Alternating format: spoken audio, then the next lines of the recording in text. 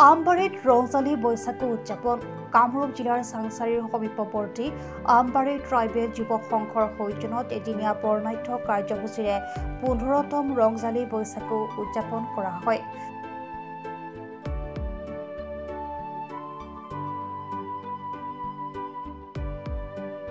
পুৱাৰে পৰা বিভিন্ন কাৰ্যসূচী সমান্তৰালকৈ ৰংজালী বৈশাখুৰ পতাকা উত্তোলন বৃক্ষৰোপণ কৰি সন্ধিয়া বন্তি প্ৰজ্বলনেৰে সাংস্কৃতিক মঞ্চ উদ্বোধন কৰে।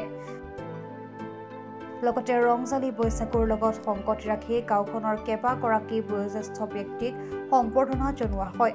সন্ধিয়া ৭ বজাৰ লগে লগে বড়ো ভাইসকল অন্যতম জনজাতীয় খেৰাই নৃত্যৰে সাংস্কৃতিক অনুষ্ঠানৰ শুভাৰম্ভণি কৰা হয়।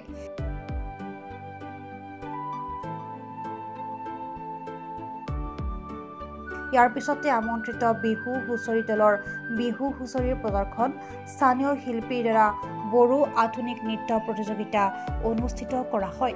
নিশা সাংস্কৃতিক অনুষ্ঠানৰ বিশেষ আকৰ্ষণ জনপ্ৰিয় বড়ো কণ্ঠশিল্পী নয়ন বৰগয়াৰী আৰু কৰবী কছাৰীয়ে গীত পৰিৱেশন কৰে।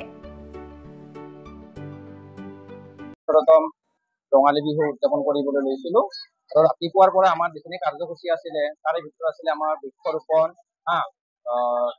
বিহু পৰিচালনা কমিটিৰ পতাকা উত্তোলন, লগতে এই অঞ্চলৰ যিখিনি আমাৰ জ্যেষ্ঠ তথা আমাৰ গুণী-মানী ব্যক্তি আছিল তেখেতসকলক আমি দিনৰ ভাগত মাতি আনি সম্বৰ্ধনা অনুষ্ঠান কৰা হৈছে। লগতে আমাৰ ৰাজহুৱাভাৱে এটি প্ৰীতি ভোজৰ ব্যৱস্থা কৰা হৈছিলে। এতিয়া আমি সন্ধিয়া সময়ত সাংস্কৃতিক অনুষ্ঠান আৰম্ভ কৰি আছো আৰু এই অনুষ্ঠানটোত আমাৰ স্থানীয় যিসকল কণমানি শিশু ভাইটি ভণ্টিসকল আছে তেওঁলোক যথেষ্ট উৎসাহ আৰু উদ্দীপনাৰে আহি অংশগ্ৰহণ কৰিছেহি। মুখৰ পৰা দেখা গ'লে আমি এইখন পবিত্ৰ মঞ্চৰ পৰা এটি সমন্বয়ৰ বাৰ্তা কঢ়িয়াবলৈ চেষ্টা কৰিছো আৰু আশা কৰিছো ইয়াত উপস্থিত থকা সমূহ ৰাইজে যেন আজিৰ এই অনুষ্ঠানটি আমাক সফল পৰিসমাপ্তি ঘটাত সহায় কৰিব তাৰে কামনা কৰিছো আৰু সকলোকে পুনৰবাৰ ৰঙালী বিহুৰ ওলগ জনাই মই মোৰ বক্তব্য ইমানতে সামৰিছো। হয়, আজি আমাৰ সাংস্কৃতিক সন্ধিয়াৰ বিশেষ আকৰ্ষণ আছে। আমাৰ দুজন আমন্ত্ৰিত শিল্পী আছে, নয়ন বৰগয়াৰী আৰু কৰবী কছাৰী। ইতিমধ্যে তেখেতসকল আহি আমাৰ মাজত উপস্থিত হৈছেহি। মানে খন্তেক পিছতে এইখন মঞ্চতে তেখেতসকলৰ গীতৰ শৰাই আমি আগবঢ়াই দিম। গতিকে আমি সমূহ ৰাইজৰ সহায় সহযোগিতা আকৌ এবাৰ কামনা কৰি মোৰ বক্তব্য ইমান। চাংচাৰীৰ পৰা খৰ্গেশ্বৰ নাথৰ ৰিপৰ্ট, প্ৰাত টাইম ডিজিটেল।